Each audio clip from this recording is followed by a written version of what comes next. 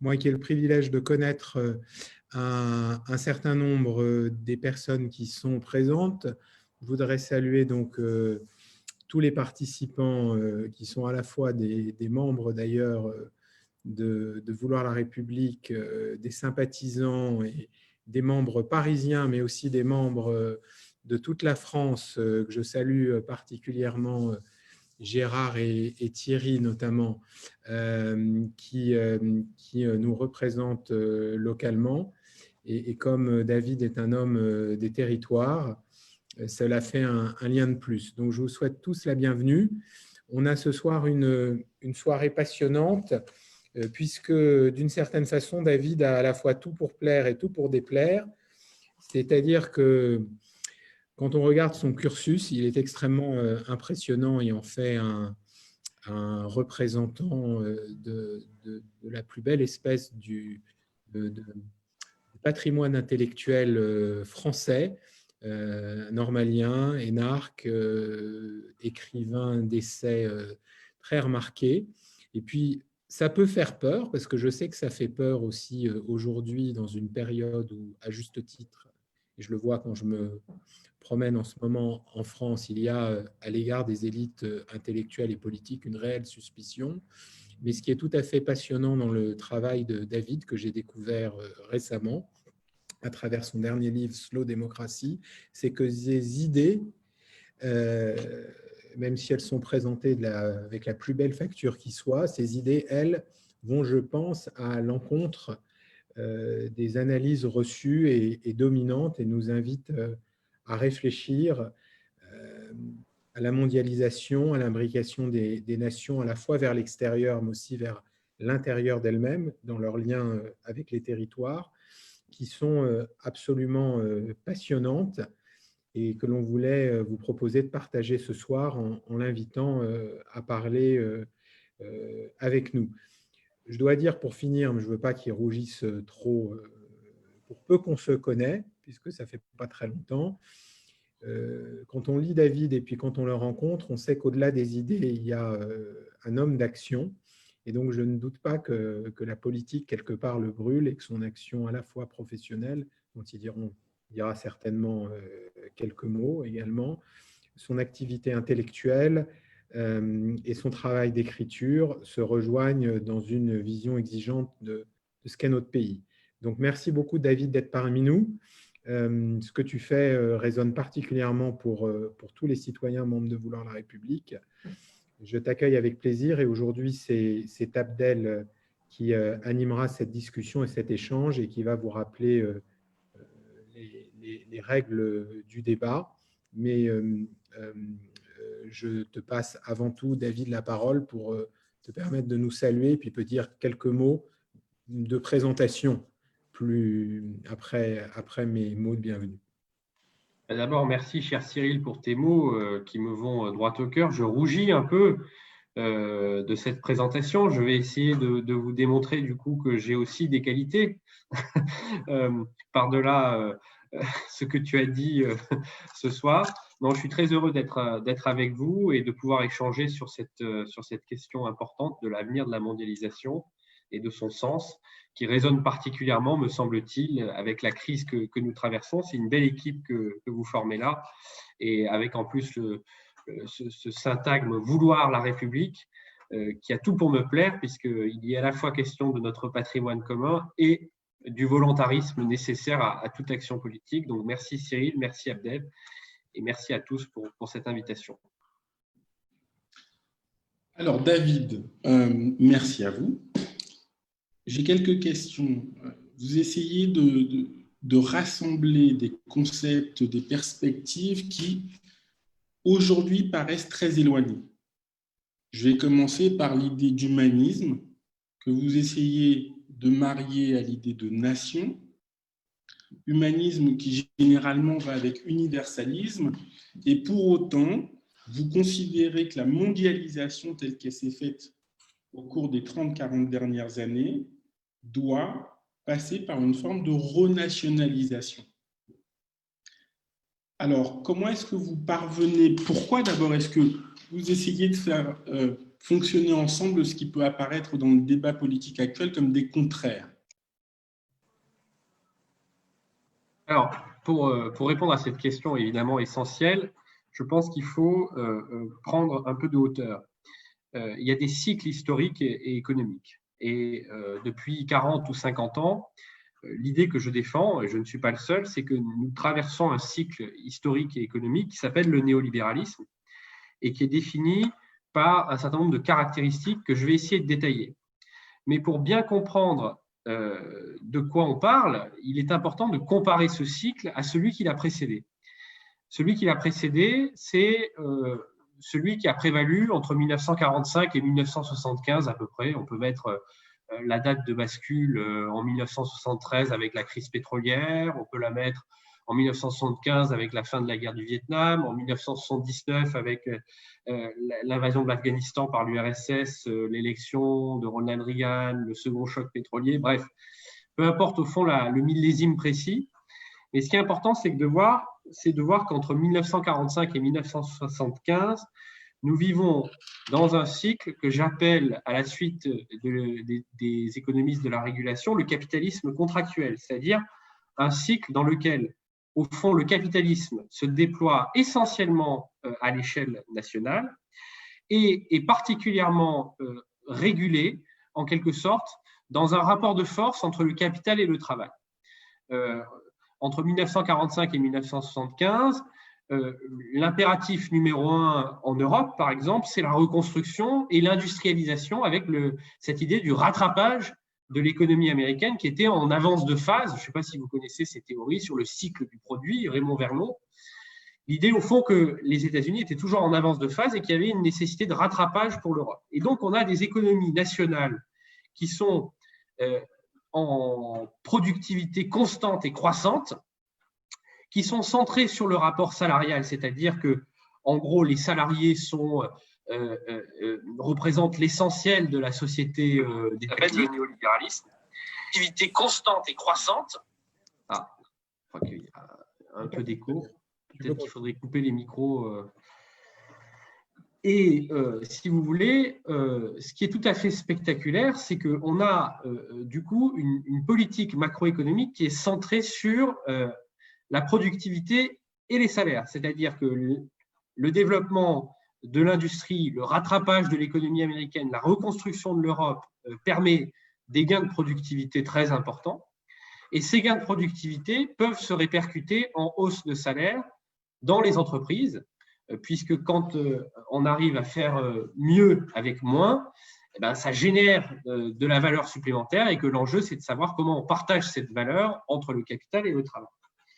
Et donc, l'élément central de la politique économique entre 1945 et 1975, c'est d'abord la négociation salariale, c'est-à-dire qu'il y a des syndicats puissants qui ont ce qu'on appelle un pouvoir de négociation, qui représentent les salariés, et qui sont capables, en quelque sorte, d'imposer aux propriétaires du capital, c'est-à-dire le patronat, mais aussi les entreprises publiques et donc l'État, des hausses de salaire assez conséquentes. Et donc, il y a une sorte de course-poursuite entre les gains de productivité et les hausses de salaire. À chaque fois que la productivité progresse plus vite que les salaires, il y a des mouvements sociaux, il y a des grèves, on débraye, et ça se traduit souvent par des hausses de salaire. Je pense, regardez en France par exemple, les grandes grèves dans les mines, dans les charbonneries et dans les houilles en 1962-1963, qui s'étaient ensuite diffusées dans tout l'appareil de production publique, électricité de France, etc., et qui s'étaient soldées par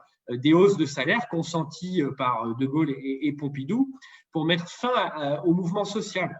Donc, il y a, si vous voulez, une course-poursuite entre des gains de productivité et des hausses de salaire. Quand la productivité progresse plus vite que les salaires, les syndicats se mettent en position de force, débrayent, négocient, etc. Quand, en revanche, les salaires progressent plus vite que la productivité, on met en place des politiques d'ajustement temporaire. Mais le levier de commande, il est à la fois dans la négociation et dans le rapport salarial, et il est au niveau macroéconomique de l'État. Et on a des économies qui sont relativement auto-centrées, puisque le taux d'ouverture de l'économie sur cette période, il est autour de 10%. C'est-à-dire que 90% de la richesse produite, elle est produite et consommée au niveau national. Ce qu'il faut voir, c'est qu'à partir du milieu des années 70, on va avoir un complet changement de cycle. Et ce, pour à peu près 4 raisons. La première raison, c'est au fond une inflation extrêmement forte qui est liée à la fois à la hausse des coûts de l'énergie, je vous renvoie aux crises pétrolières, et qui est liée aussi au fait que la productivité s'essouffle. Pour une simple et bonne raison, c'est qu'on a épuisé tous les gains de productivité permis par l'Organisation scientifique du travail, le fameux Fordisme, et que les ménages américains ou européens sont équipés en biens de consommation. Et quand vous avez acheté une voiture, une machine à laver, une fois, vous n'avez pas besoin d'en racheter une tous les ans. Hein. Vous êtes équipé et au fond, ça explique une partie de l'essoufflement de l'industrie européenne à cette époque. Et donc, on va avoir une inflation très forte, des salaires qui continuent à progresser beaucoup plus vite que la productivité. Et donc, au fond, il va falloir, pour les économistes de cette époque, trouver un nouvel assemblage, un nouveau mode de régulation. Et le mode de régulation néolibéral qui va s'inventer au milieu des années 1970, il va reposer sur quelques principes que je vais essayer de développer. Pardon pour cet excursus historique, mais je crois que c'est très important pour la suite de la discussion. Donc, le premier paramètre de ce nouveau mode de régulation, ça va être, au fond, l'indépendance des banques centrales et, au fond, l'adoption d'une politique de neutralité et de stabilité de la monnaie. C'est-à-dire l'idée, au fond, que la monnaie ne doit jouer aucun rôle actif dans l'économie et que, au fond, elle doit être strictement contrôlée et elle ne doit pas être utilisée à des fins de macroéconomie, de politique économique active. Donc, c'est vraiment l'idée d'une totale neutralité de la monnaie dans les cycles économiques. Et une traduction institutionnelle concrète de ça, ça va être l'indépendance des banques centrales qui va se généraliser très rapidement à partir des années 1980. Deuxième élément très important, c'est au fond l'idée d'une grande réorganisation productive du monde. C'est-à-dire qu'au fond, les salaires progressant très vite au milieu des années 60 et 70, l'idée va être de délocaliser ou d'externaliser une partie de la force de travail à l'extérieur des économies nationales développées. Et donc, on va avoir une sorte de réorganisation productive avec le développement de chaînes de valeur globalisées. Ces chaînes de valeur globalisées, elles sont permises par 4 phénomènes qui arrivent plutôt dans les années 1980. Le premier phénomène, ça va être l'entrée de la Chine dans le système économique capitaliste mondial à partir de 1978 avec l'enclave de Shenzhen et puis très rapidement dans les années 1980, vous avez des millions, puis des dizaines de millions, puis des centaines de millions de travailleurs à bas salaire qui vont faire leur entrée sur le marché du travail capitaliste mondial. Et donc, ça va être une incitation pour les multinationales occidentales, américaines et européennes, à délocaliser une partie de leurs activités dites non productives, c'est-à-dire, au fond, à délocaliser les activités d'assemblage, par exemple, en Chine. Et à cette entrée de centaines de millions de travailleurs à bas salaire sur le marché du travail mondial, va s'ajouter 3 révolutions techniques. La première, c'est évidemment la révolution de l'information et de la communication, Internet, les technologies d'information et de communication, qui vont permettre une baisse drastique des coûts de coordination entre entreprises et donc permettre de créer des chaînes de sous-traitants assez facilement, puisque c'est beaucoup plus facile avec les technologies d'information et de communication de coordonner une multitude d'acteurs en même temps. Et 2 autres révolutions qui sont moins connues, c'est toutes les techniques d'innovation financière qui apparaissent au milieu des années 80, par exemple avec le Big Bang de la City à Londres, l'apparition d'un certain nombre de produits exotiques, dérivés, etc., qui étaient assez peu utilisés auparavant.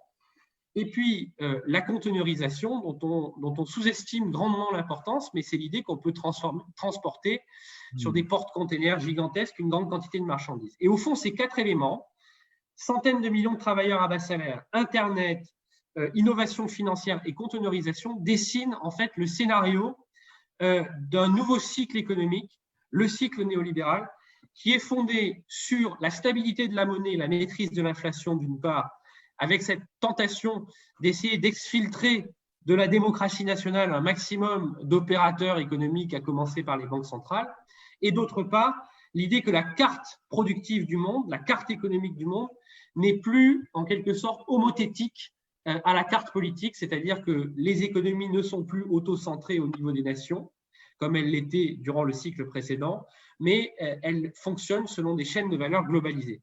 Et donc la conséquence de ça, la conséquence institutionnelle et politique de ça, c'est qu'il va y avoir une pression absolument considérable sur les gouvernements nationaux, à commencer par les gouvernements des pays occidentaux, où il y a une protection sociale plus développée, où il y a des acquis sociaux, où il y a des droits syndicaux, où il y a un coût du travail qui est relativement élevé, effectivement, une pression de plus en plus forte pour la compétitivité, parce que tout simplement, ce fonctionnement en chaîne de valeur globale permet aux multinationales d'arbitrer très facilement entre plusieurs destinations et de mettre en concurrence les États les uns avec les autres.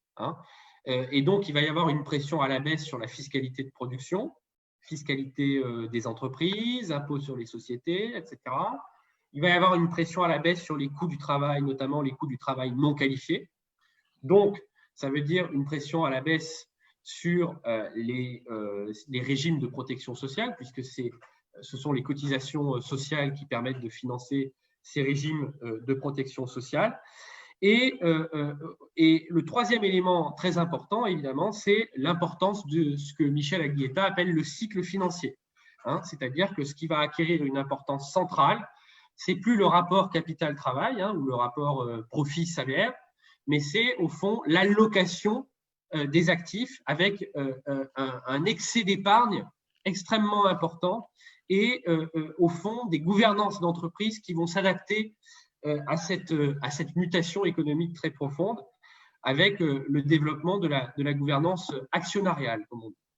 Et donc tout ça dessine en fait un cycle dans lequel on va avoir une redistribution des cartes à l'échelle mondiale extrêmement importante. Et cette redistribution des cartes, il faut l'observer avec lucidité, avec honnêteté et avec nuance. La lucidité, l'honnêteté et la nuance commandent au fond de comprendre qu'il y a eu de grands gagnants à ce cycle de mondialisation néolibérale. Et les grands gagnants, ce sont d'abord les classes moyennes des pays émergents, c'est-à-dire ces centaines de millions de Chinois, d'Indiens, d'Indonésiens, de Thaïlandais, etc., qui sont sortis de la pauvreté absolue dans laquelle ils étaient et qui ont accédé à la classe moyenne et à des standards de bien-être et de confort qui équivalent à peu près à ceux des classes moyennes occidentales au milieu des années 60. Donc ça représente à peu près 7 à 800 millions de personnes. Ensuite, il y a eu de très grands gagnants aussi. Et les très grands gagnants, ce sont au fond les 1% les plus riches, qui sont pour l'essentiel d'entre eux situés en Occident, aux États-Unis et en Europe, et qui détiennent le capital. Parce que dans ce nouveau régime, en quelque sorte, économique, comme je le disais tout à l'heure, ce qui compte, c'est le cycle financier, donc c'est la qualité d'allocation des actifs. Et comme on est entré dans une économie, au fond, où il y a une inflation du prix des actifs, on a une envolée très forte de la fortune, notamment patrimoniale, de ce top 1%. Donc, on a deux classes de gagnants, si je schématise. Ce sont les classes moyennes des pays émergents et le top 1% des personnes les plus riches dans la distribution mondiale des revenus et des patrimoines, qui sont essentiellement en Occident. Et puis, il y a eu aussi des perdants. Et les perdants, on va les chercher notamment entre le 75e et le 85e décile de la distribution mondiale des revenus. J'espère ne pas vous perdre. entre le 75e et le 85e décile de la distribution mondiale des revenus, ce qui correspond en fait à la classe moyenne occidentale. C'est-à-dire que si on tire le bilan de ces 40 ans de grande réorganisation productive mondiale, on voit que les groupes sociaux qui ont le plus souffert, au fond, de la mondialisation, ce sont les classes moyennes occidentales salariées, en particulier dans les secteurs exposés à la concurrence internationale, donc l'industrie. Et les territoires qui ont le plus souffert, parce qu'on peut regarder aussi les territoires, ce sont les territoires qui dépendaient énormément de l'activité industrielle, que ce soit le nord de l'Angleterre, le Midwest aux États-Unis, la Lorraine en France, etc. etc. Et au fond, ces classes moyennes occidentales salariées s'estiment probablement à juste titre lésées par ces 40 années de mondialisation qui leur ont été défavorables, puisque leur niveau de salaire en réel n'a pas progressé depuis 40 ans. Alors qu'il a augmenté de 130% pour le top 1% et de 75% à peu près pour les classes moyennes des pays émergents. Donc, ce qui est intéressant, c'est de voir que ces classes moyennes vont traduire leur exaspération dans des demandes politiques et, au fond, comme les syndicats ont considérablement perdu de leur pouvoir de négociation avec ce grand changement économique dont je me suis attaché à vous décrire un peu longuement les contours, ce n'est plus donc dans le rapport syndical, dans la négociation salariale, que la demande de pouvoir d'achat va s'exprimer. Et donc, vers qui vont se retourner ces classes moyennes prioritairement?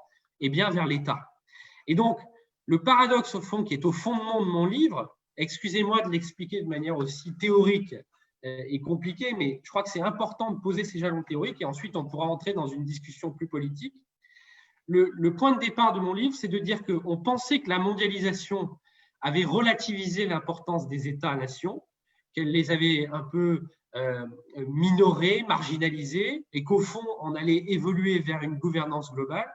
En réalité, la dynamique même de la mondialisation et les effets qu'elle produit sur les classes moyennes et sur certains groupes sociaux dans les sociétés occidentales remet en scène l'État comme acteur central du conflit de distribution. D'accord ? Et il suffit pour s'en persuader d'observer le dernier conflit social que nous avons vécu en France, qui est un des plus originaux et un des plus importants de ces 50 dernières années, les Gilets jaunes. Au fond, ce qui est intéressant et ce qui m'a frappé dans les Gilets jaunes, c'est de voir à quel point les gens qui sortaient sur les ronds-points avaient très peu de demandes à faire à leur patron. Quand on regarde, au fond, qui étaient les Gilets jaunes, c'était un mélange de travailleurs indépendants, de salariés de petites PME ou de TPE, mais globalement, c'était plutôt des indépendants ou des salariés du privé.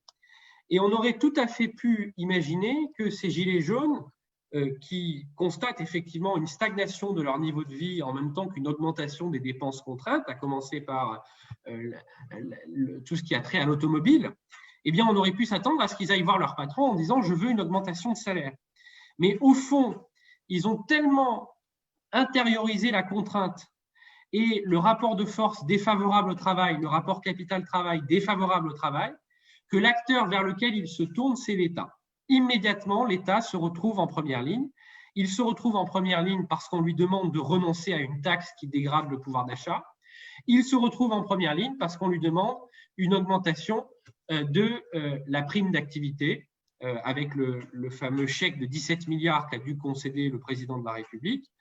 Donc, l'État devient un acteur central du conflit de distribution, ce qui n'était pas le cas durant le cycle des 30 glorieuses que j'appelle le capitalisme contractuel, puisque précisément, le capitalisme contractuel, c'est d'abord de la négociation salariale entre le profit et le salaire, ou un arbitrage entre le capital et le travail. Et ce qui est particulièrement intéressant, c'est de voir que l'État se retrouve donc confronté à des exigences inconciliables. C'est-à-dire que d'un côté, comme il est mis en concurrence par des firmes multinationales et par un fonctionnement de l'économie mondiale qui est déterritorialisé, il est obligé de baisser l'impôt sur les sociétés ou de baisser les impôts sur les travailleurs les plus qualifiés parce que ce sont eux qui peuvent partir et donc qui peuvent exercer un chantage. Ils ont des moyens de pression en quelque sorte.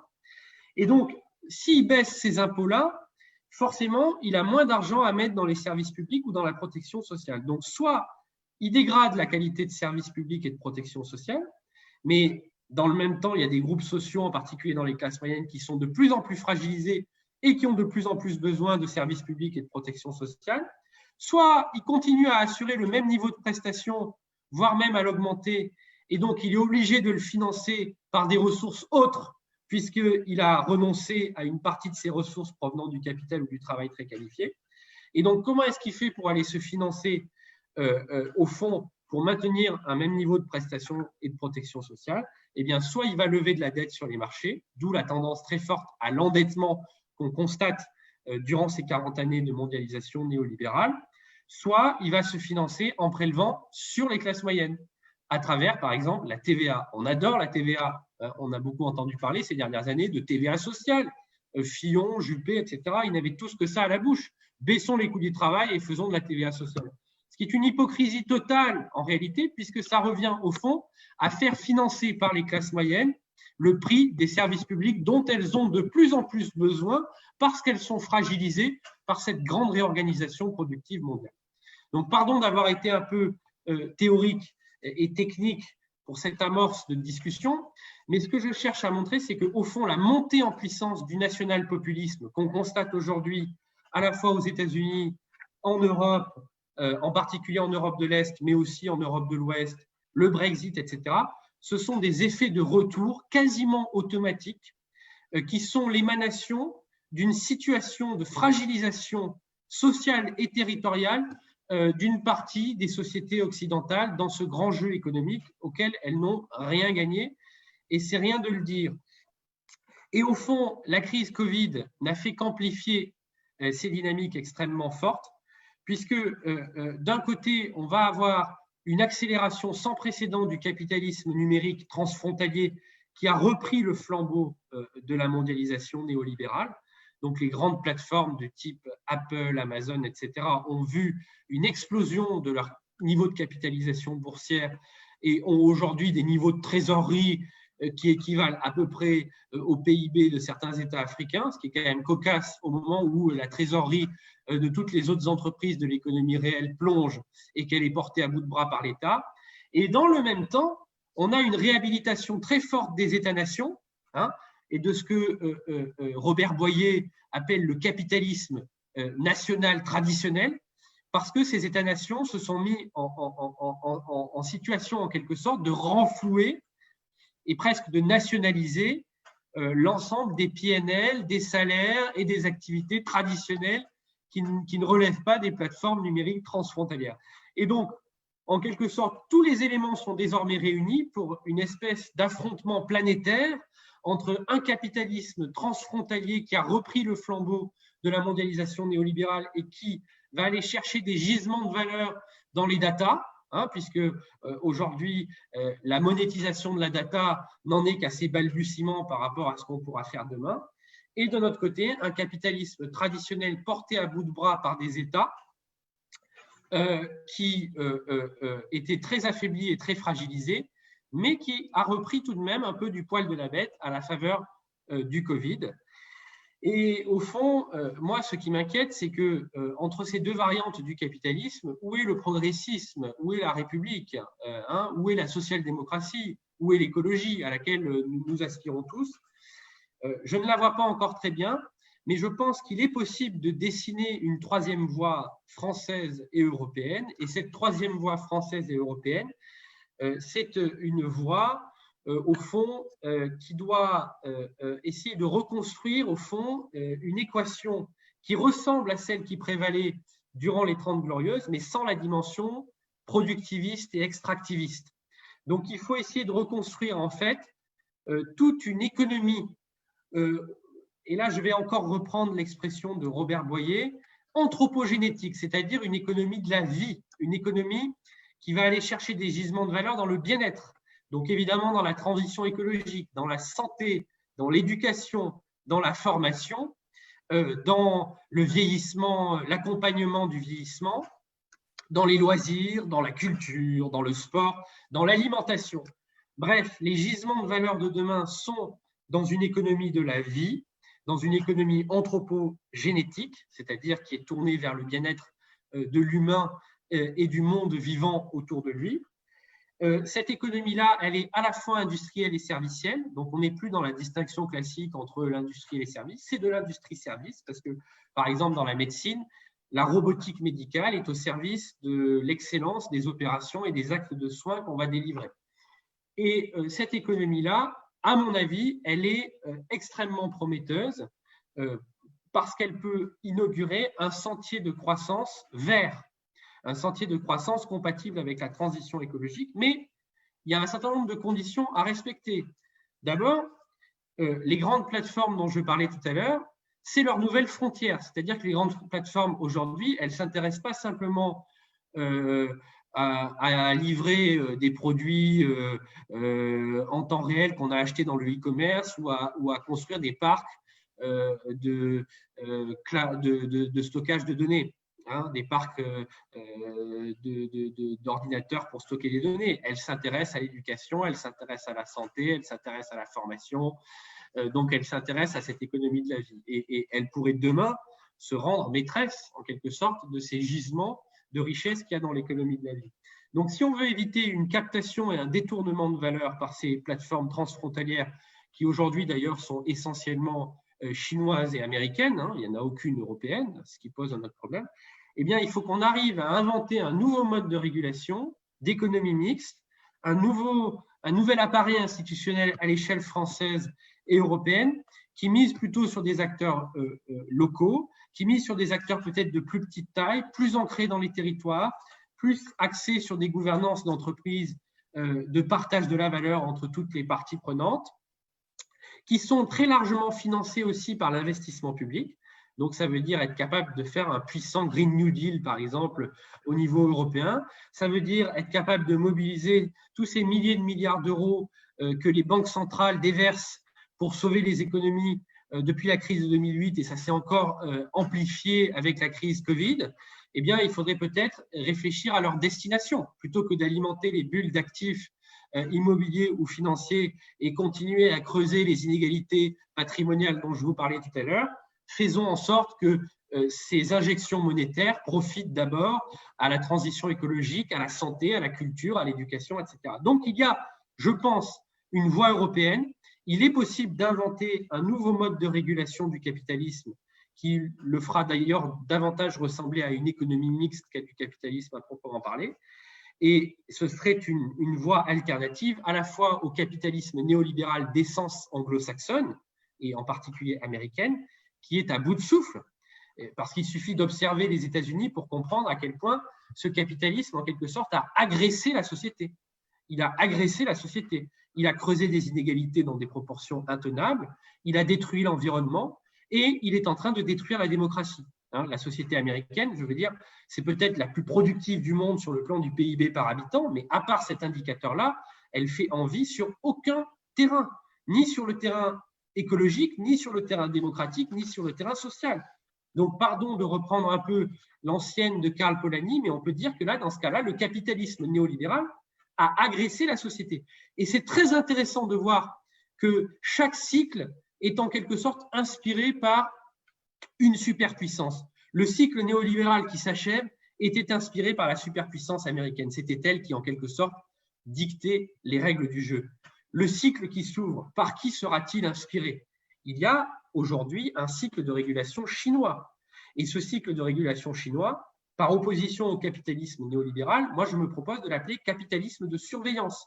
C'est-à-dire la mobilisation de toutes les forces productives de l'économie et de la société au service d'un projet politique. Et quel est ce projet politique? C'est l'hégémonie du Parti communiste chinois et la domination de la Chine, la domination mondiale de la Chine. Et on voit qu'avec le président Xi Jinping, cette stratégie a atteint un degré de cohérence et de crédibilité sans précédent. Il suffit de regarder, par exemple, les nouvelles routes de la soie. Et donc là, on est dans un projet, au fond, où toute l'économie et la société sont mises en coupe réglée.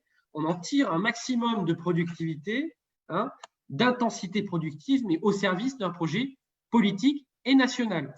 Et donc la question, c'est est-ce que nous allons basculer d'un cycle néolibéral dominé par le capitalisme anglo-saxon à un cycle de capitalisme de surveillance dominé par le modèle chinois, auquel cas l'Europe ne serait plus qu'une espèce de colonie de facto économique et politique à terme chinoise, ou est-ce que nous allons être capables d'inventer une troisième voie, une voie européenne d'économie mixte, sociale, écologique, anthropogénétique, c'est-à-dire centrée sur le bien-être et l'économie de la vie, soucieuse de la démocratie, soucieuse de la cohésion de la société.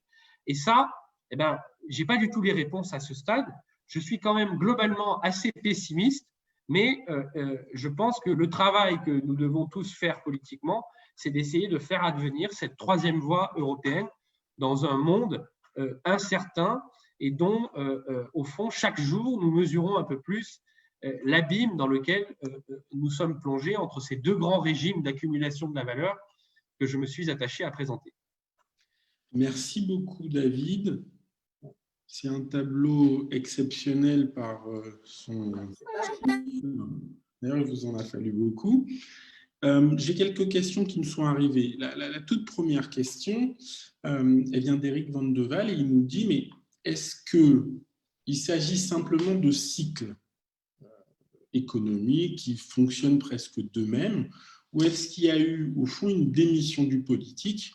Vous indiquez, par exemple, le choix très fort de faire des banques centrales des institutions apolitiques. Donc, Eric fait référence à Bretton Woods. Par ailleurs, nous avons reçu une excellente question de notre ami Gérard Cotet il y a quelques jours, qui, au fond, souligne parfaitement votre analyse sur l'impact de la mondialisation au niveau des classes moyennes. Et Gérard, dans son mail, écrivait, mais au fond, le grand public des États d'Europe a immédiatement vu la violence de cette mondialisation. Elle l'a vécue. Pour autant, le discours politique est resté très loin. Il est resté dans une espèce de panégyrique de cette multiplication des échanges. Et donc, comment est-ce qu'on arrive aujourd'hui face à ce que vous appelez le capitalisme de surveillance, qui au fond va refuser les formes de régulation? Comment est-ce qu'on arrive dans ce cadre-là à ramener dans nos économies à la fois de l'ordre économique, mais qui soit subordonné à notre vision humaniste et politique? Donc, dans cet espace-là, comment est-ce qu'on résiste? Quelles sont nos voies de manœuvre? Alors, ça fait beaucoup de questions passionnantes. D'abord, essayer de répondre à la question sur est-ce que c'est subi ou est-ce que c'est choisi. Il ne faut pas se méprendre sur la notion de cycle. La notion de cycle ne signifie pas que nous subissons. En fait, ce qu'il faut comprendre, c'est que le capitalisme, contrairement à ce que pense l'école de Chicago, ça n'est pas un fait naturel, spontané, qui atteint son équilibre tout seul. Le capitalisme, il est soutenu par des institutions, des rapports de force politiques, des rapports sociaux.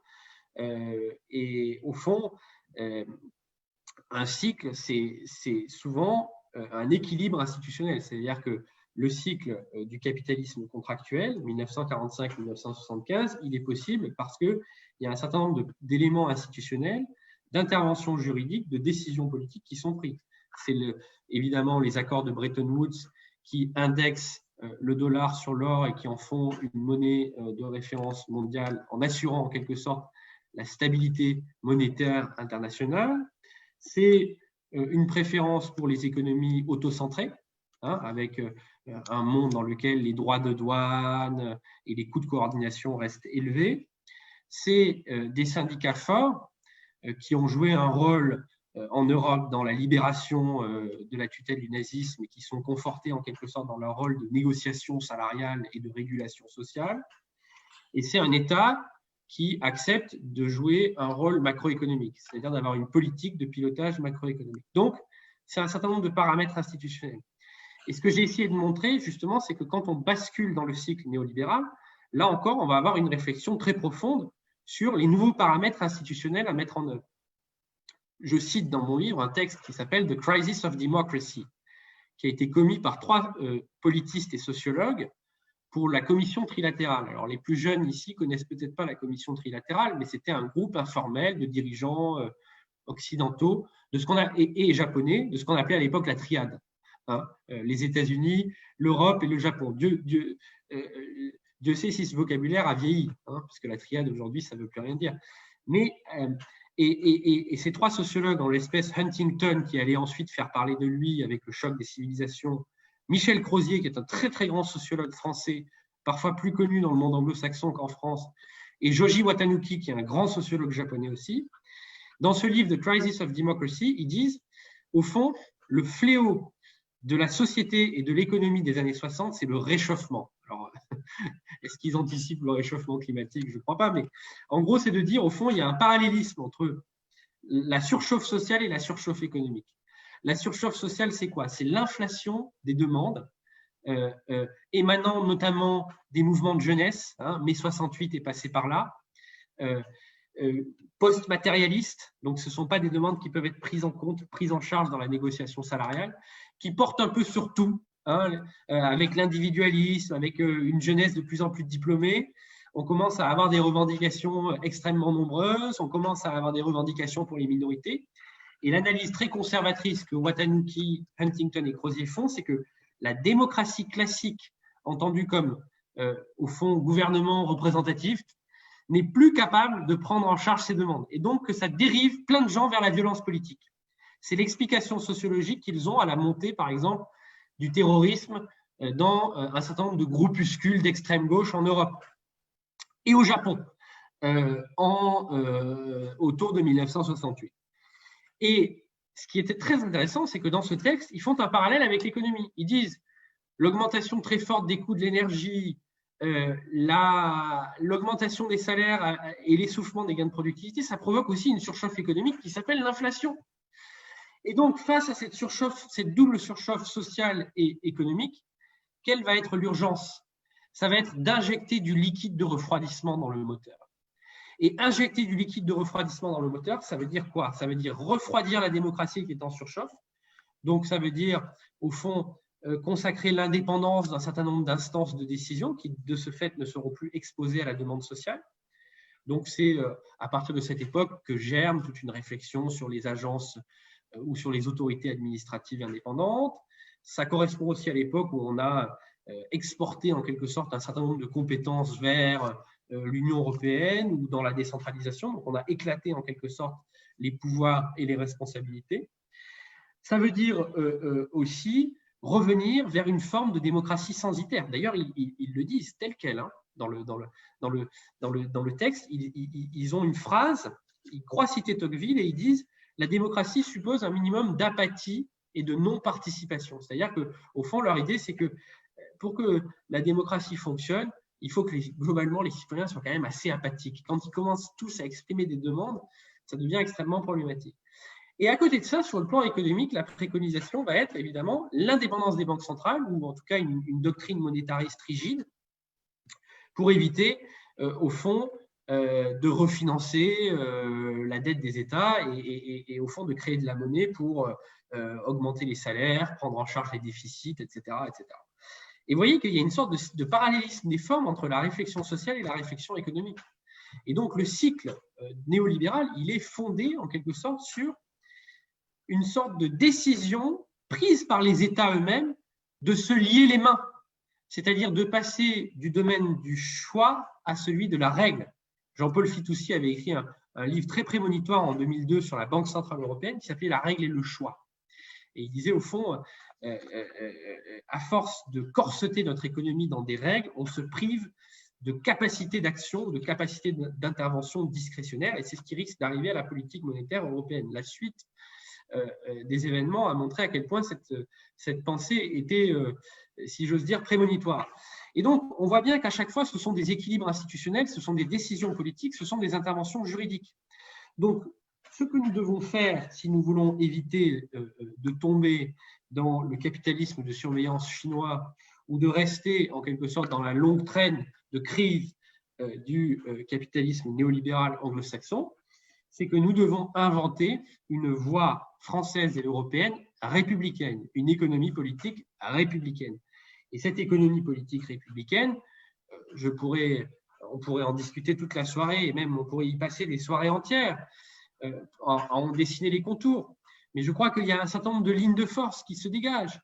C'est, comme le dit Michel Aglietta, une force de traction d'investissement public très forte. Ça veut dire qu'il faut être capable d'investir très fort dans les biens publics et dans les secteurs d'avenir, comme la transition écologique, la santé, l'éducation, la formation, les compétences.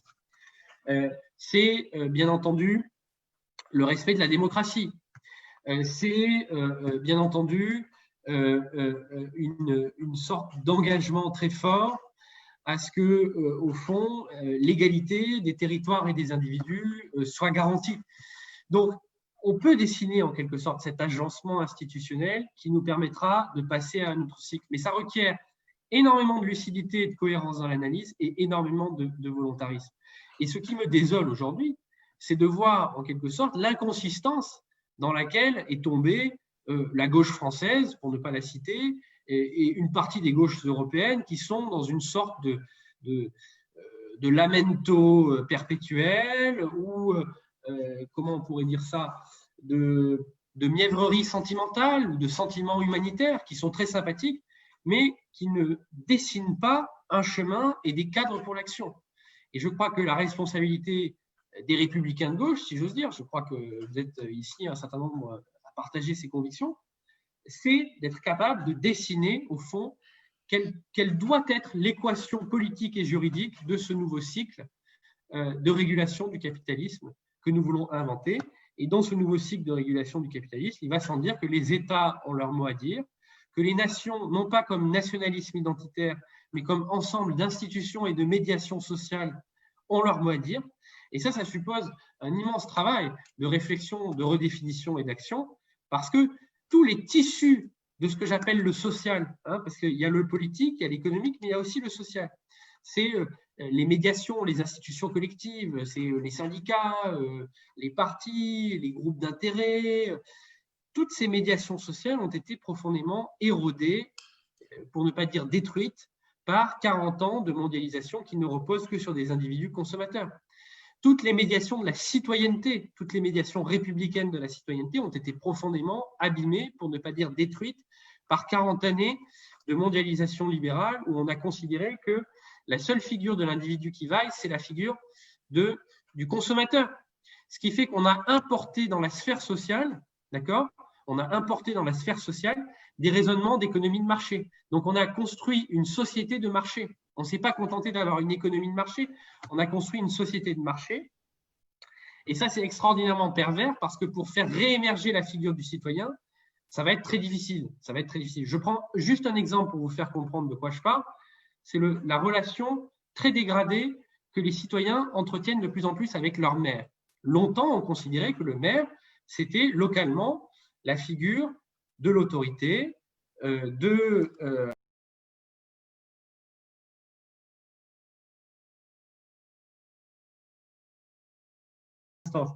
Oui, et donc je disais, la dégradation de la relation des citoyens avec les élus, qui est mesurée par les baromètres de la confiance du CEVIPOF, montre en fait à quel point c'est infiltré dans la société, non pas forcément uniquement l'incivilité, ce qu'on appelle l'incivilité, mais en réalité beaucoup une consumérisation des relations sociales. C'est-à-dire que l'économie de marché sort en quelque sorte de sa sphère, qui est légitime, mais s'incorpore à d'autres sphères, d'accord ? Et quand je parlais tout à l'heure dans des termes polanyiens d'une agression, quand je parlais tout à l'heure en des termes polanyiens d'une agression en quelque sorte de la société par les mécanismes du marché, c'est exactement ce à quoi on assiste aujourd'hui, y compris dans des interactions parfois de plus en plus compliquées, névrotiques, frictionnelles, émotives des individus entre eux. Parce que toutes ces médiations sociales qui amortissaient, qui créaient du lien, qui créent de l'institution, du collectif, etc., elles sont aujourd'hui très affaiblies, voire détruites, comme les tissus détruits, les tissus cellulaires peuvent être détruits à la suite d'une lésion. Et d'ailleurs, ça explique en profondeur le rapport pathologique à la nation, c'est-à-dire que le nationalisme revient en force, mais ce n'est pas la nation démocratique que moi j'appelle de mes voeux, la nation républicaine qui vit de ses institutions sociales, de ses modes de régulation collective, mais c'est un nationalisme projectif, identitaire, fantasmé, parce que précisément l'individu se retrouve seul, en quelque sorte, face à l'État, et il voit l'État comme à la fois un arbitre du conflit de distribution parce qu'il n'y a plus de médiation sociale qui peuvent prendre en charge le conflit de distribution. Il voit l'État comme le dernier rempart de la démocratie dans un monde où le pouvoir est de plus en plus capté par des forces occultes ou pas qui ne sont pas élues démocratiquement. Et il voit l'État comme le garant de l'identité nationale. Et ce qui est intéressant, c'est que dans la révolte des Gilets jaunes, il y avait un peu des trois. C'est-à-dire qu'on s'adressait à l'État à la fois comme garant de la démocratie. Et moi, je n'interprète pas du tout la demande de RIC comme une volonté de tout décider en démocratie directe ou en assemblée générale permanente, mais simplement une volonté pour une partie des citoyens, tout simplement de se réapproprier les mécanismes de la décision face à ce qu'ils jugeaient être une impuissance publique. Deuxièmement, un État garant du conflit de distribution, j'ai déjà expliqué tout à l'heure, c'est-à-dire qu'on va s'adresser directement à l'État pour avoir des hausses de pouvoir d'achat ou des baisses d'impôts, parce qu'il n'y a plus la médiation des hausses de salaire dans les entreprises. Et troisièmement, un État rempart. Rappelez-vous par exemple l'importance qu'avait pris le fantasme du pacte de Marrakech dans certains cortèges à la fin de l'année 2018. Et là, l'État est vu comme le rempart de l'identité nationale. Donc, il est en quelque sorte surinvesti sur le plan symbolique. Et ce qui compte, en fait, tout autant que de réhabiliter la nation démocratique, comme je me suis un peu essayé de le faire, c'est d'essayer de reconstruire du social, des mécanismes de médiation sociale qui ne soient pas ceux de la société de marché, mais qui soient ceux de l'institution collective. Et ça, c'est ça, au fond, la reconstruction républicaine de la France. Et c'est ce travail qui nous attend, qui attend tous ceux qui croient, au fond, dans la société. Foucault avait dit « il faut défendre la société ». Je crois que cette phrase, plus que jamais, a une certaine acuité. Alors David, on a eu 3 questions intéressantes. La première, c'est sur les modèles possibles. Tu parlais de la nécessité d'avoir un modèle que tu appelles républicain, d'abord inspiré par la France, mais qui soit défendu par l'Europe tout entière, en tout cas dans une discussion, j'imagine. Donc on a cette question du modèle qui intervient autour d'un concept que je ne connais pas, qui est celui du distributisme. Alors j'ai regardé rapidement de quoi il s'agissait, mais si jamais tu avais quelques éléments à partager avec nous à ce sujet, nous t'en serions reconnaissants. La seconde question, c'est une question d'ordre générationnel. Distributionnisme, Abdel. La question est posée. Voilà. La seconde, c'est une question d'ordre générationnel entre justement ceux qui ont pu profiter de la croissance des 30 Glorieuses et la génération actuelle, donc les baby boomers, et la génération actuelle qui se retrouve face à des difficultés extrêmement fortes. La dernière question, bien entendu, elle tourne autour de ce que tu évoquais, c'est-à-dire la place du social. Ce dont on parle très peu aujourd'hui face à l'économie et aux politiques, et ce social qui redemande que l'État intervienne. Et comment est-ce qu'on peut, dans un moment où, comme tu le disais très justement, l'État s'est privé des moyens d'intervenir, comment est-ce que le social peut les lui redonner avec les syndicats, éventuellement le tissu associatif. Voilà, donc les grandes questions, c'est les modèles possibles, l'enjeu générationnel et la place du social pour cette reconstruction. Les modèles possibles, est-ce que, Abdel, vous pouvez juste me répéter la question? Je ne suis pas sûr d'avoir hyper bien compris. Nous avons une question sur un concept que je ne connais pas, vous disais-je, qui est celui du distributionnisme. Ouais, je ne connais pas non plus. Je ne sais pas trop à quoi faire référence. Ma recherche avant de vous appeler, c'est au fond d'inspiration catholique, qui a débuté à la fin du 19e et a été construit au début du 20e, avec un souci de partager le plus largement possible la propriété des outils de production.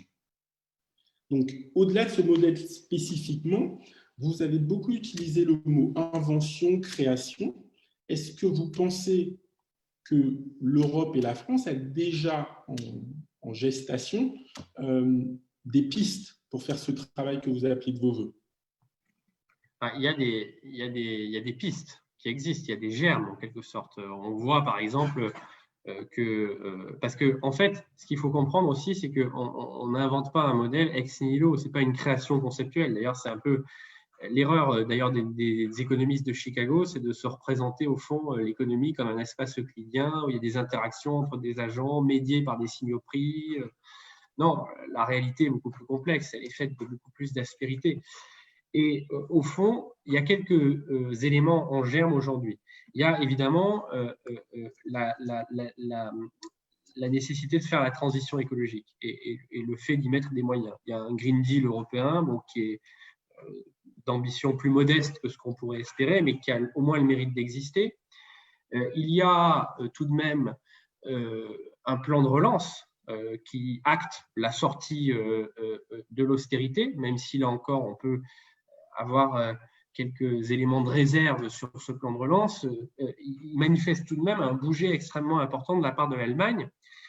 L'Allemagne ayant compris que, au fond, la crise Covid allait probablement endommager le commerce international et qu'elle devrait rééquilibrer une partie de son économie sur la demande intérieure ou sur l'échange avec ses plus proches voisins.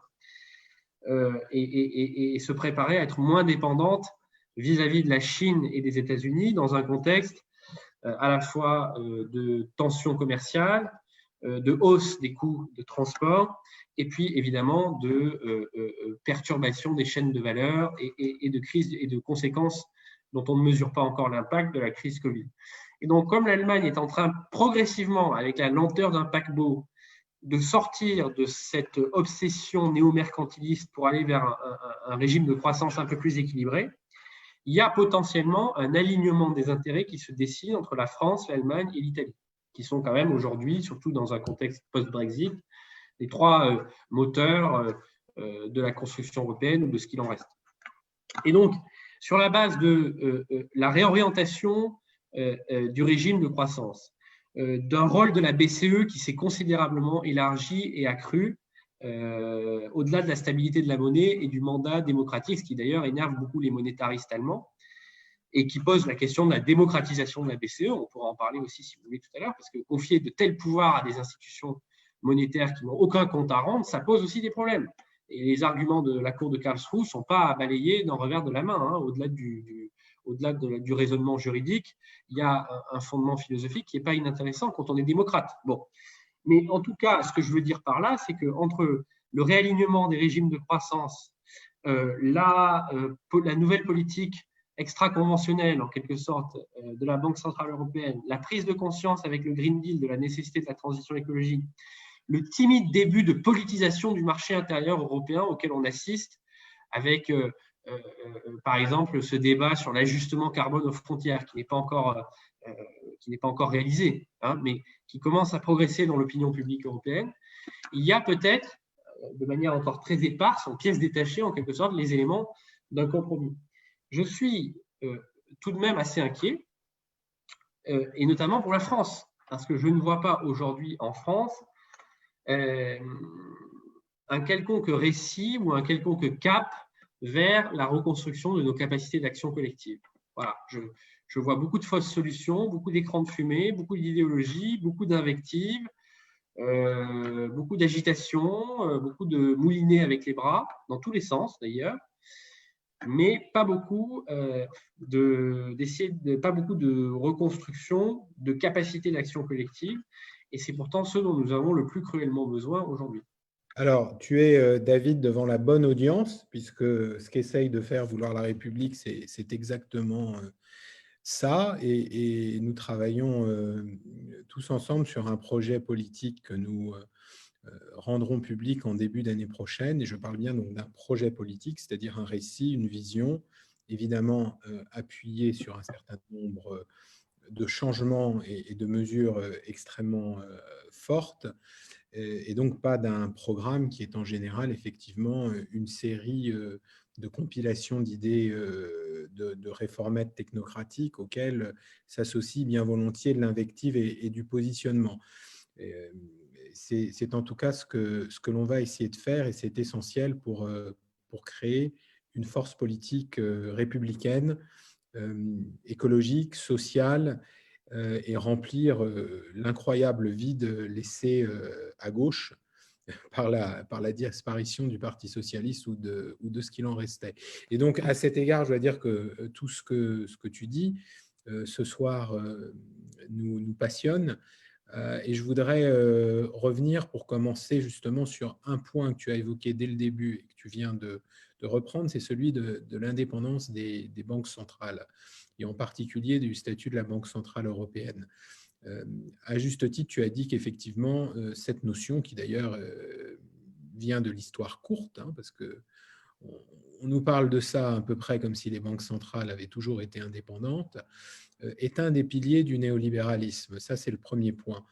C'est aussi effectivement un des piliers de la construction européenne telle qu'elle s'est faite et de la vision allemande de l'Europe qui prévaut aujourd'hui. C'est un sujet que j'ai longuement traité dans mon propre ouvrage et qui est au cœur des réflexions que nous menons, puisqu'effectivement, c'est à travers la Banque centrale qu'on pourrait, pour commencer, dégager les capacités d'investissement à travers la création monétaire qui sont nécessaires à des projets transformateurs pour nos vies. J'ai beaucoup apprécié ta référence à l'économie de l'économie de la vie ou l'économie anthropogénétique, dépasse mes capacités, mais en tout cas l'économie de la vie, oui, je trouve que c'est une très belle idée, et l'économie de la vie passe sûrement par le fait de créer de la monnaie, créer de l'argent là où on en a besoin. Donc pour financer la transition écologique, par exemple. Donc cette idée là et ton analyse, on l'approuve à 200%. La question c'est qu'est-ce que l'on pourrait proposer exactement pour mettre fin à ce statut-là des banques centrales? Est-ce que, autrement dit, tu parlais de convergence politique entre certains membres de l'Union européenne, est-ce qu'aujourd'hui, la France te paraîtrait en état, dans le contexte actuel, d'arriver devant ses pairs européens et de dire « nous devons commencer, pour recouvrer notre action politique, par redéfinir le rôle d'une banque centrale ». Je ne parle même pas de changer son statut, ce qui est ce qu'on entend régulièrement, qui est une petite musique qui manque d'ambition, mais redéfinir son objectif et reprendre au fait le contrôle politique sur la création de monnaie qui est aujourd'hui largement laissée à la main des banques privées et, comme tu l'as très bien dit, qui finalement n'alimente que l'inflation du prix des actifs et la spéculation.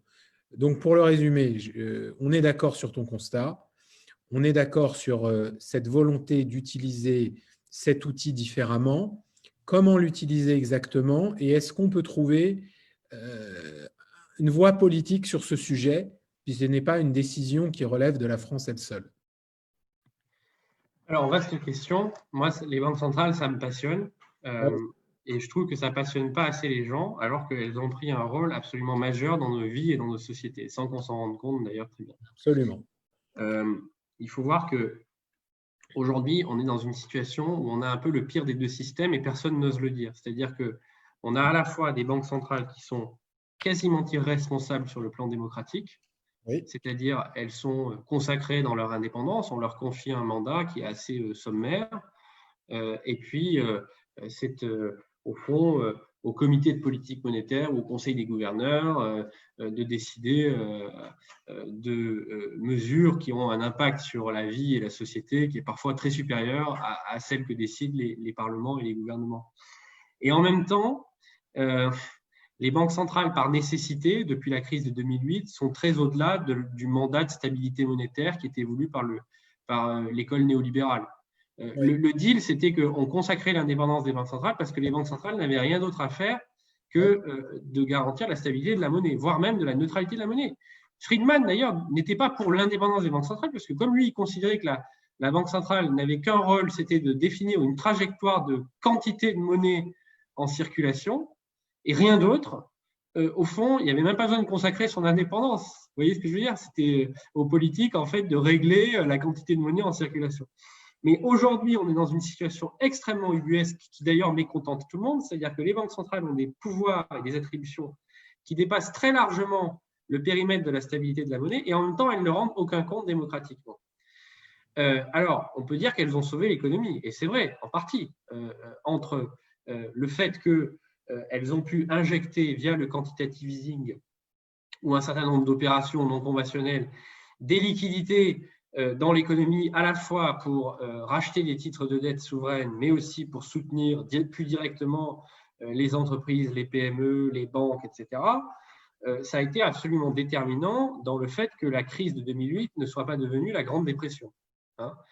Mais ça pose aussi un certain nombre de problèmes parce qu'effectivement, ce n'est pas tout d'injecter de l'argent et de créer de la monnaie. Il faut voir quel tuyau cette monnaie emprunte et à quelle fin elle est destinée. Et il se trouve quand même que les canaux qui ont été empruntés par les opérations extra-conventionnelles après la crise de 2008, c'était quand même surtout les actifs financiers et immobiliers. Donc, on a créé des bulles. Donc, on augmente probablement, ça, il y a des travaux qui commencent à être faits sur ça, probablement augmenter les inégalités. Donc, à tout le moins, une banque centrale, si on accepte qu'elle joue un rôle majeur pour la société, si on accepte qu'elle joue un rôle majeur dans le conflit de distribution aussi, eh bien, faisons en sorte qu'elle soit contrôlée démocratiquement et qu'au fond, son mandat puisse être évolutif et décidé collectivement par le Parlement ou par les citoyens, ce qui n'est pas du tout le cas aujourd'hui. Aujourd'hui, on est dans une situation d'hypocrisie. La Banque centrale européenne a un mandat très, très restrictif et très limité. Elle fait tout et n'importe quoi. Et au fond, les États s'en accommodent très bien parce qu'elle joue le rôle. J'ai un ami qui dit la Banque centrale, c'est comme Titan, elle porte l'Europe sur ses épaules en ce moment. C'est-à-dire que l'inconsistance politique européenne, l'inconsistance des gouvernements, l'inconsistance de la politique budgétaire fait qu'on se défausse sur la Banque centrale pour prendre en charge, en quelque sorte, la survie, la sauvegarde du système financier, mais aussi la survie de l'Europe en tant que telle. Et donc, en quelque sorte, on est très content d'avoir externalisé à cette institution que les citoyens ne connaissent pas, qui est opaque, qui est dans l'ombre, la charge, au fond, de décider de notre avenir.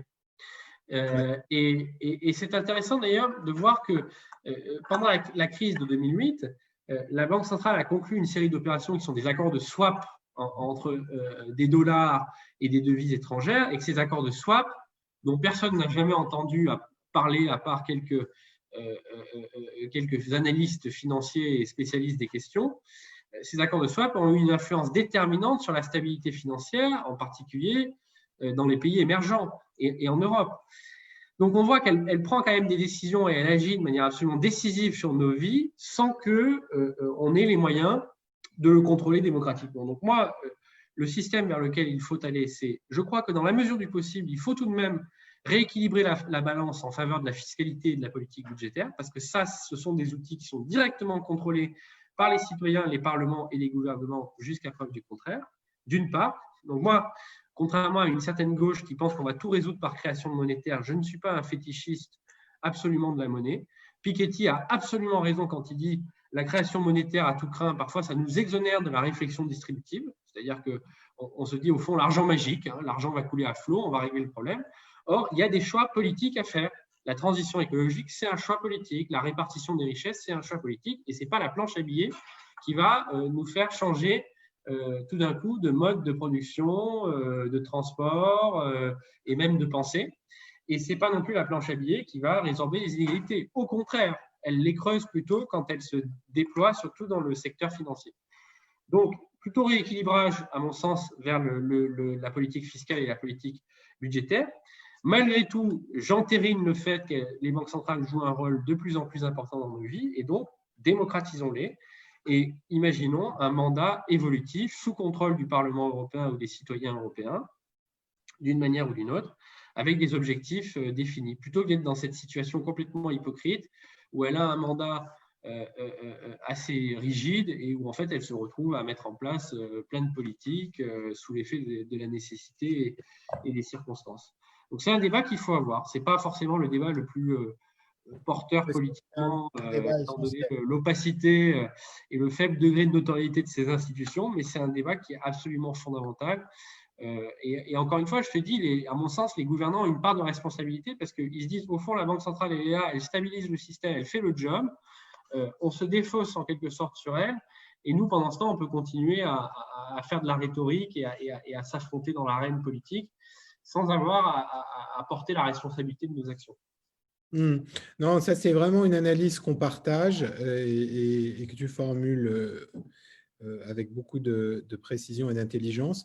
Je te repose la question de l'angle politique. Est-ce qu'au-delà de cette analyse que de plus en plus d'économistes font, mais également quelques politiques, est-ce que tu penses qu'il y a aujourd'hui un angle politique en Europe pour travailler sur cette question, ou au contraire, à raison du défaussement que tu soulignes à juste titre, c'est au fond bien commode pour les gouvernants de se laisser déposséder de la démocratie.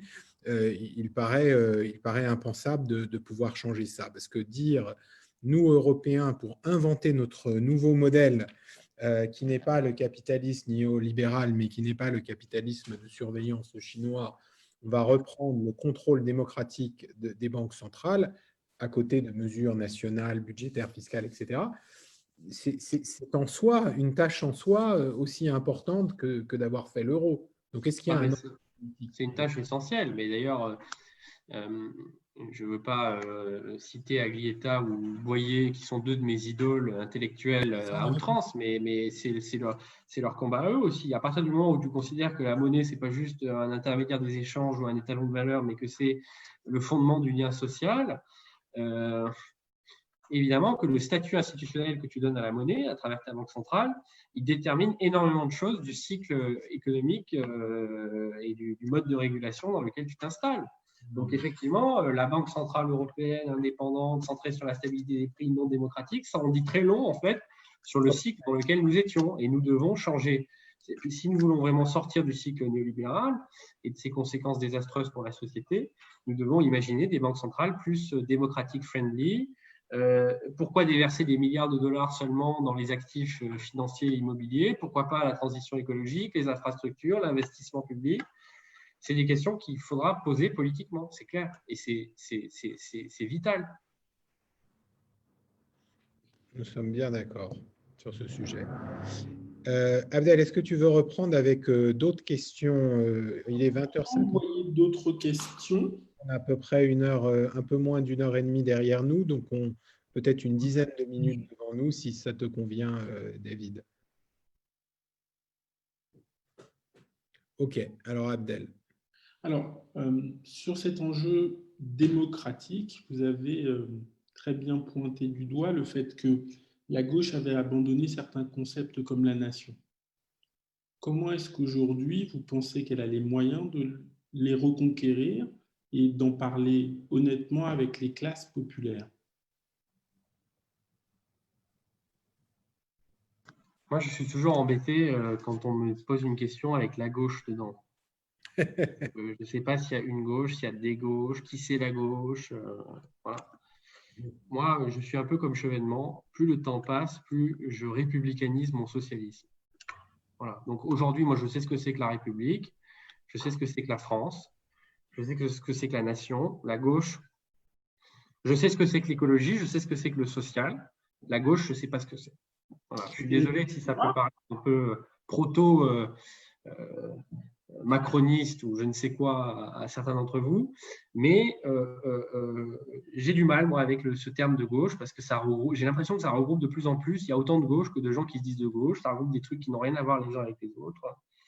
Voilà, moi, quand je regarde aujourd'hui les gens qui se disent de gauche, les leaders de partis, etc., il n'y en a pas beaucoup avec lesquels j'irai manger une bavette. Hein.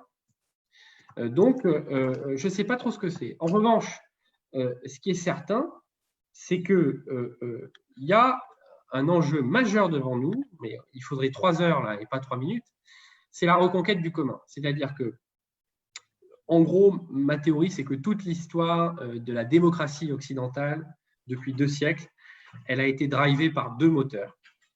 Le premier moteur, c'était la construction des États-nations.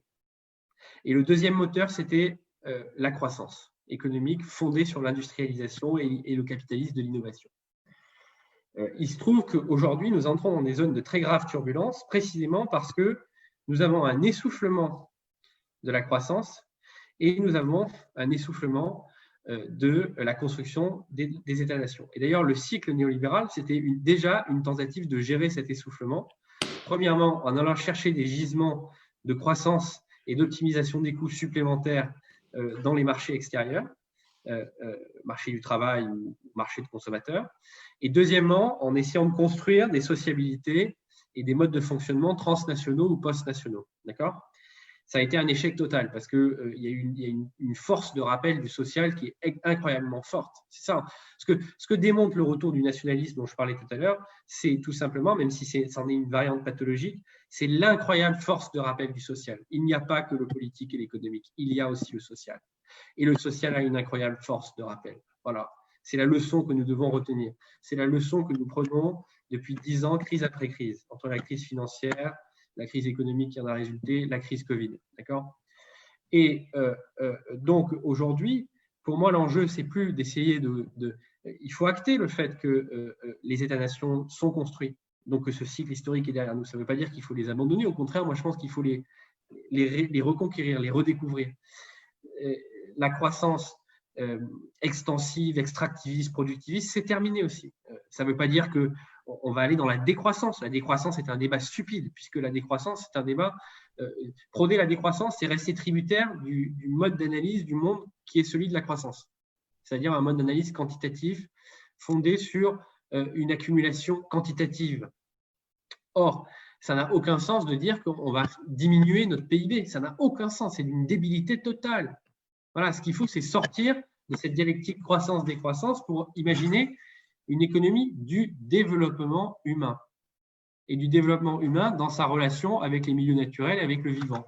Donc, c'est une économie qui est fondée sur la santé. Bon, je ne reviens pas sur ce que je vous ai dit sur l'économie anthropogénétique. Donc, aujourd'hui, l'enjeu, pour moi, il est là. Et il est d'essayer de reconquérir un commun, un espace commun, un cadre de vie et un cadre d'action commun. Ce cadre d'action, il est à la fois républicain, parce que la République, c'est ce qui nous permet de décider ensemble, démocratiquement, d'affirmer nos solidarités et d'agir sur nous-mêmes. Donc, c'est la condition, au fond, de vitalité et de fonctionnement de la démocratie. Mais ce commun, il est aussi notre terre. Nous n'avons qu'une seule terre, celle que nous habitons. Et cette terre, ses ressources sont finies, ses espèces sont en voie de disparition, elle est profondément abîmée par le réchauffement climatique. Et au fond, cette terre, il faut la protéger, il faut en prendre soin. Donc, aujourd'hui, notre nouvelle frontière, si j'ose dire, ce n'est plus une frontière, ce n'est plus le processus de construction nationale ou la course à la croissance productiviste et industrielle.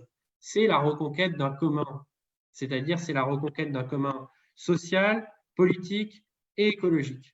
Et donc, cette reconquête d'un commun, ça doit être l'alpha et l'oméga d'un programme républicain de reconquête. Et je ne vois au fond que ça de viable, si vous voulez, pour l'Occident.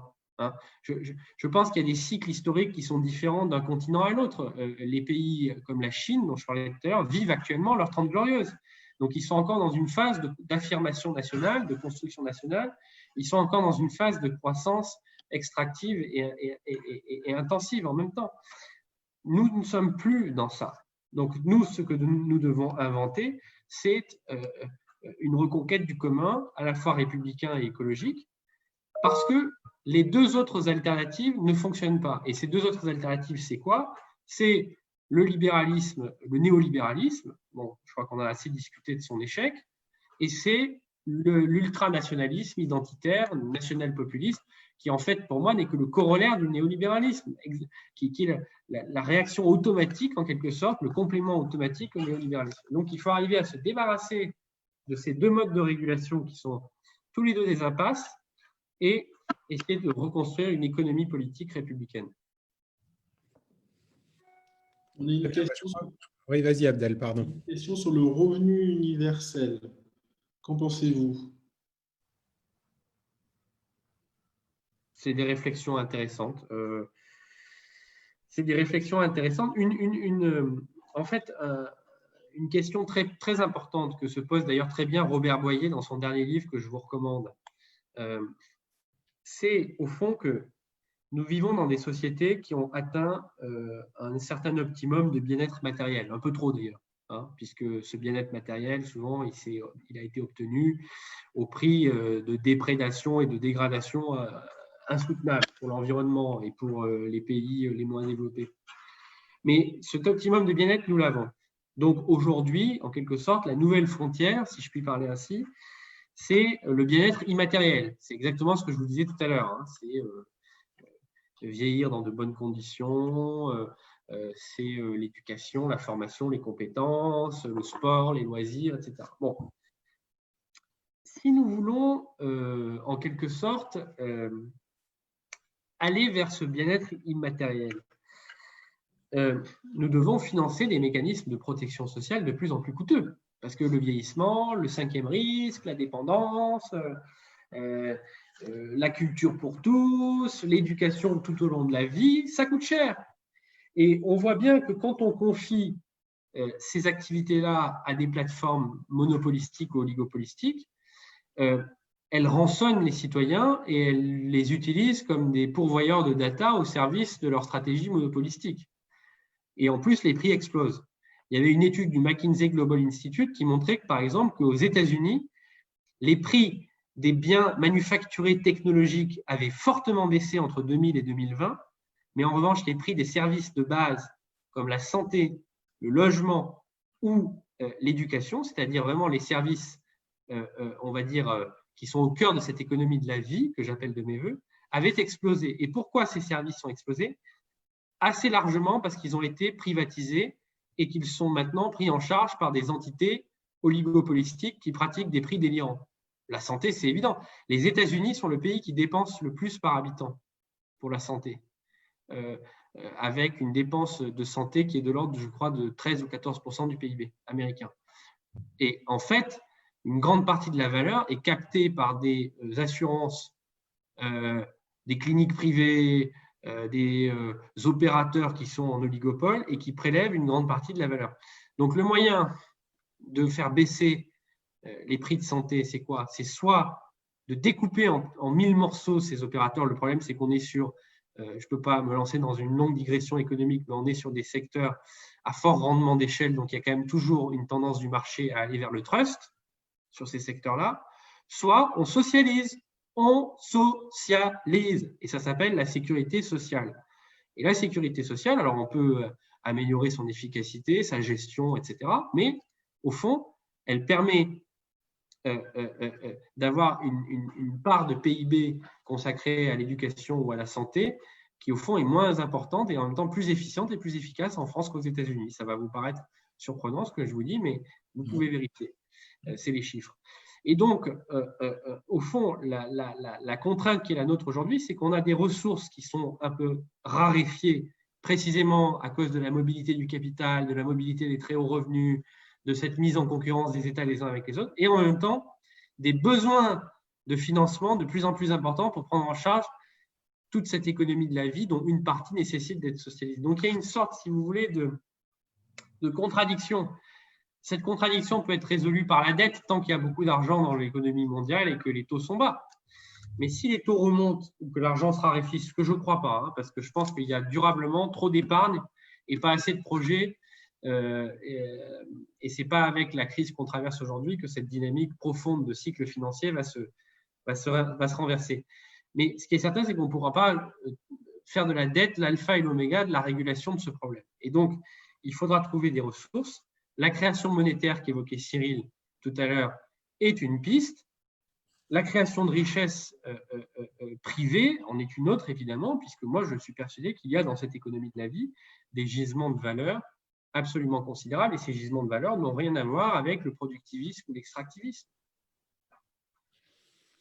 David, je voudrais te remercier et il nous faut conclure, c'est l'heure du couvre-feu, donc il faut un peu prendre un entraînement. Merci de ce temps que tu as passé.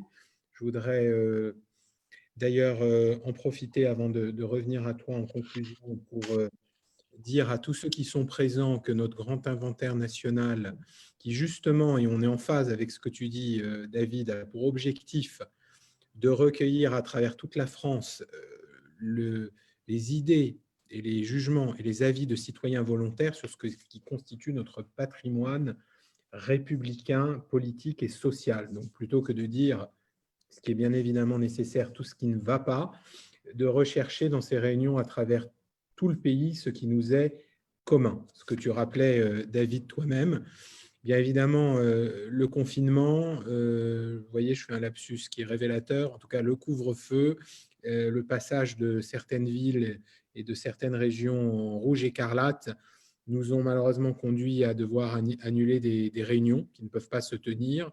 Les mairies ont fermé les salles qui étaient prévues et maintenant, même dans des lieux privés, on ne peut pas se réunir à plus de 6, comme vous le savez. Donc, c'est de facto, sans que je porte de jugement, une difficulté démocratique majeure. Mais donc, j'en profite pour vous annoncer que nous continuerons le grand inventaire national sous une forme numérique. Thierry Laubu, qui est, je crois, toujours sur ce call, secrétaire général adjoint de Vouloir la République, est en charge de ce sujet. Et donc, nous aurons, je crois, dès mardi prochain, une réunion virtuelle du grand inventaire national. Donc, j'en profitais pour vous dire ça. Et je voudrais finir en te remerciant de tout cœur.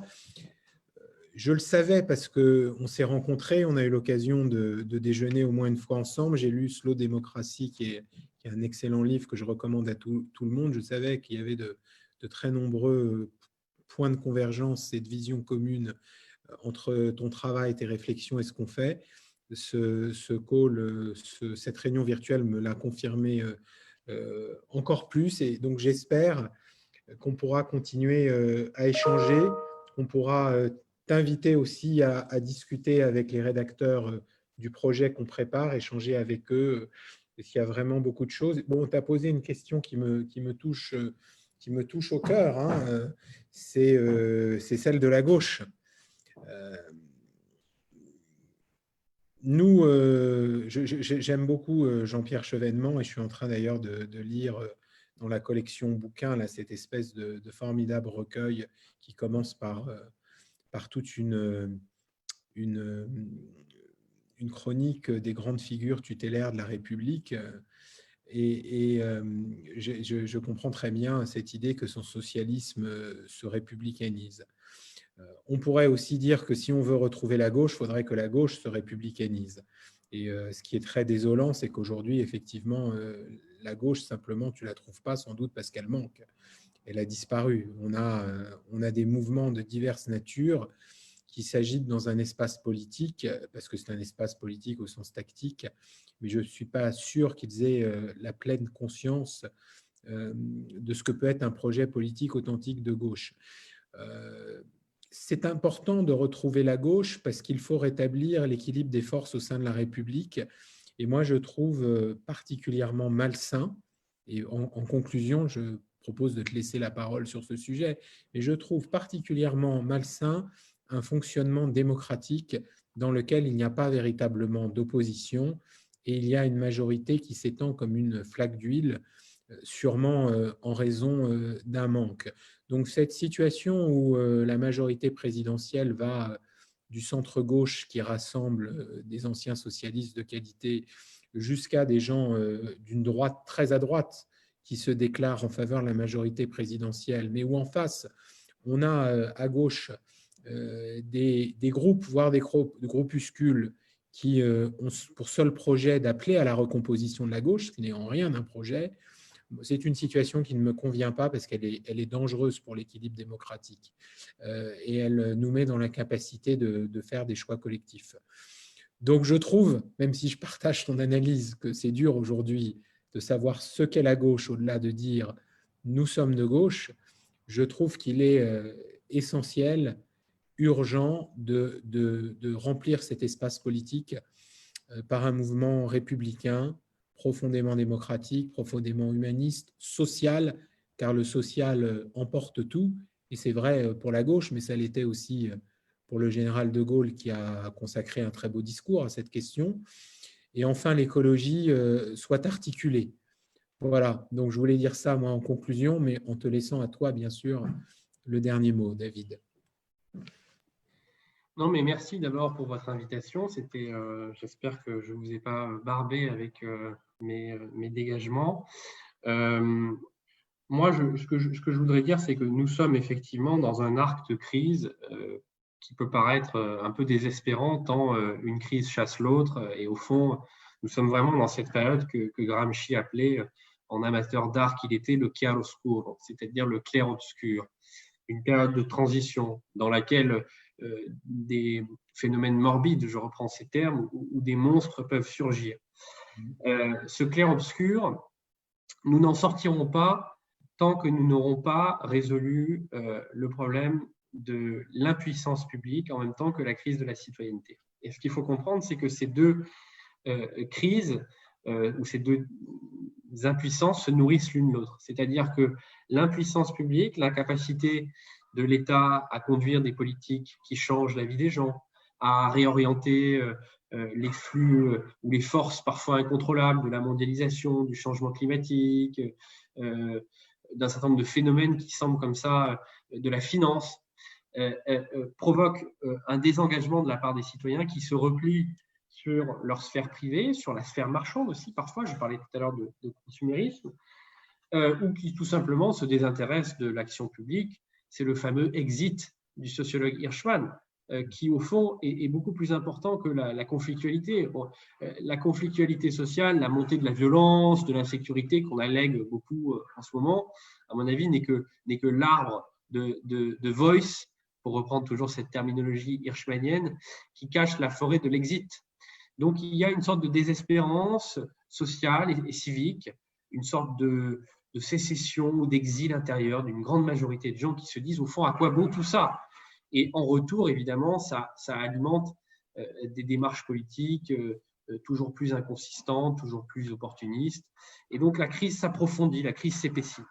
Et ce qu'il nous faudra, c'est effectivement être capable de mettre en place un puissant et profond mouvement républicain qui s'attaquera au problème par les deux bouts. C'est-à-dire qui s'attaquera à faire en sorte que nous ne soyons pas une agrégation d'individus mus par nos intérêts et nos désirs nombrilistes, mais un vrai peuple de citoyens, et en même temps que nous reconstruisions au niveau national comme au niveau européen, et c'est tout à fait complémentaire, et même au niveau local, une véritable puissance publique, une puissance publique modernisée, une puissance publique apte à se dresser face à ces forces qui paraissent indomptables, la finance, le changement climatique, le nationalisme expansionniste, chinois, turc, russe, et au fond, les multinationales GAFAM, etc.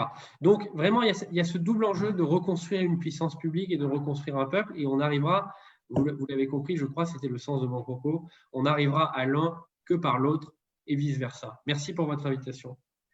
Merci beaucoup, David. Merci à tous, et à la semaine prochaine. Au revoir. Ça arrive trop souvent maintenant. Ok, c'est bon, on maîtrise, c'est bon, tu peux continuer. Donc, c'est vrai que certaines images étaient un peu désarçonnantes. C'est un test pour rester concentré en toutes circonstances.